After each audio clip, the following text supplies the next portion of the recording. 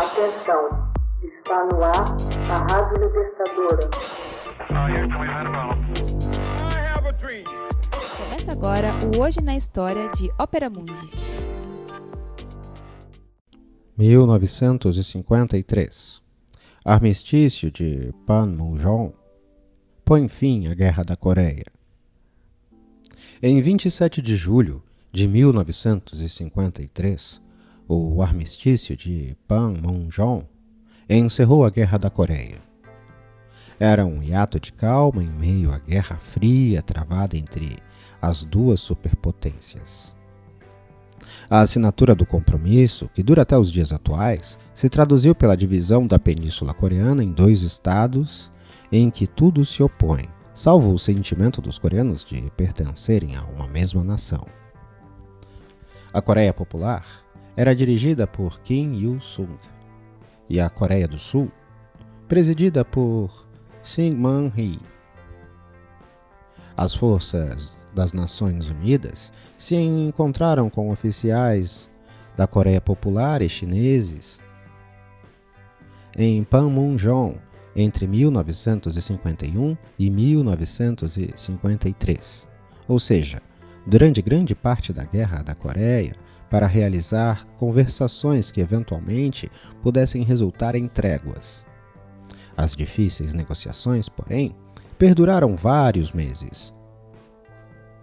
O principal ponto de discussão era a questão relativa aos prisioneiros de guerra. Para complicar ainda mais a situação, o governo da Coreia do Sul se mantinha inflexível em sua exigência a favor de um único Estado unificado. Finalmente, em 8 de junho de 1953, chegou-se a um acordo com respeito ao problema dos prisioneiros de guerra. Os prisioneiros que se negassem a regressar aos seus respectivos países teriam permissão de viver sob a supervisão de uma comissão neutra durante um prazo de 3 meses. Ao finalizar esse período de tempo, aqueles que ainda se recusassem à repatriação seriam liberados. Entre aqueles que se negaram a ser repatriados se encontravam 21 prisioneiros de guerra norte-americano e um britânico, os quais, com exceção de 2, elegeram desertar para a então recente-fundada República Popular da China.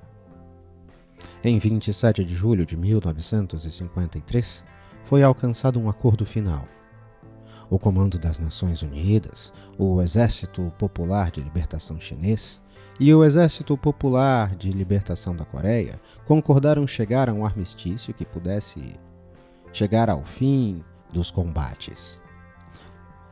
O acordo estabeleceu uma zona desmilitarizada de 4 quilômetros de largura ao longo do paralelo 38, dividindo efetivamente a Península da Coreia e a nação coreana em dois estados ideologicamente antagônicos.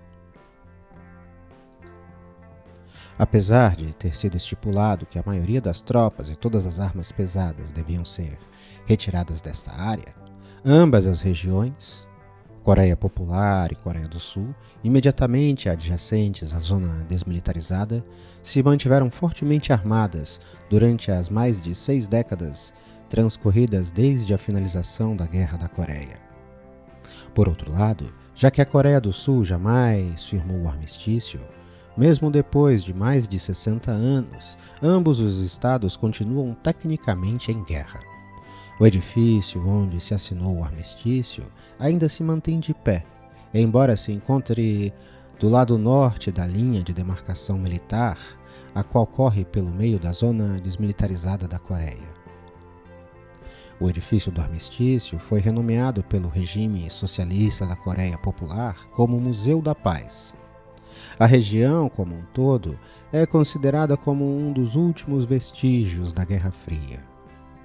Panmunjom não deve ser confundida com a área de segurança conjunta que se encontra nas imediações, onde ainda costumam ter lugar discussões entre representantes dos governos da Coreia Popular e da vizinha Coreia do Sul.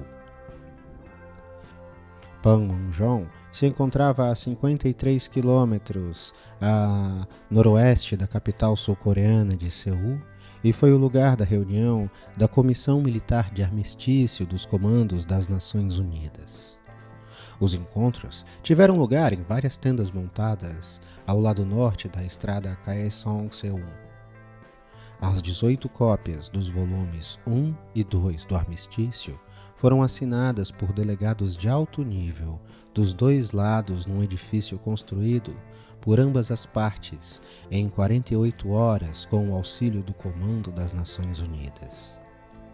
Uma vez assinado o acordo de cessar-fogo, começou em setembro de 1953 a construção de um novo local a aproximadamente 1 quilômetro a leste da aldeia de Panmunjom, onde todas as reuniões entre os governos da Coreia Popular e da do Sul, ou entre esses países e as Nações Unidas, passariam a ser efetuadas.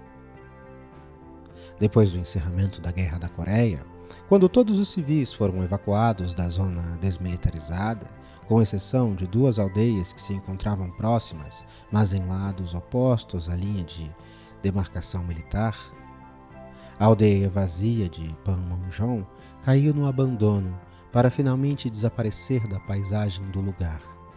Na verdade, não existem indícios dela na atualidade.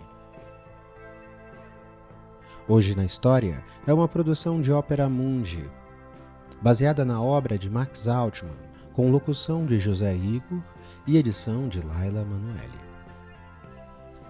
Você já fez uma assinatura solidária de Ópera Mundi? Fortaleça a imprensa independente. Acesse www.operamundi.com.br/apoio. São muitas opções.